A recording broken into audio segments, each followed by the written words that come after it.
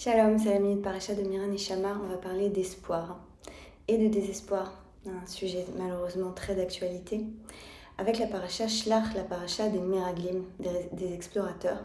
On a deux types de réactions face à l'inconnu. On a celle des Meraglim qui ont peur et qui désespèrent, qui se disent c'est cause perdue, ça ne sert à rien d'essayer, on n'y va pas. Et puis on a les deux voix dissidentes qui sont bien évidemment minoritaires et qui ont le courage de dire n'ayons pas peur, c'est bien, allons-y. Et le Méachiloar fait de ces voix des archétypes.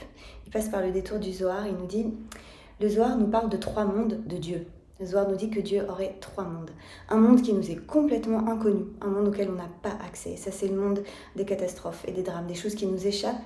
Et dans ce monde-là, nous dit-il, la prière est inutile parce qu'elle ne nous sera d'aucune aide.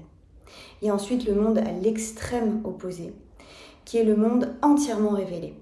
Et là, il ne le dit pas dans ces termes, on peut penser que c'est le monde du Olam Haba, le monde promis, où tout est révélé, où la lumière du divin brille sur terre. Et dans ce monde-là, il ne sert non plus à rien de prier, puisque les prières sont déjà exaucées.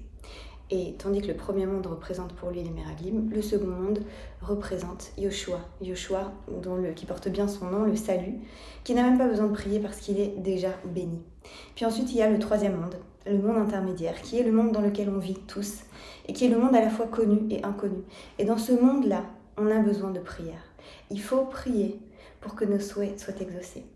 Et voilà, chers amis, à quelques jours des élections, des nouvelles élections législatives en France, et toujours au sein de cette guerre si douloureuse pour Israël et pour le peuple juif, c'est le moment de se souvenir que si on espère, si on veut espérer un meilleur avenir, il faut oser prier, il faut oser croire, oser espérer, oser demander, oser la prière.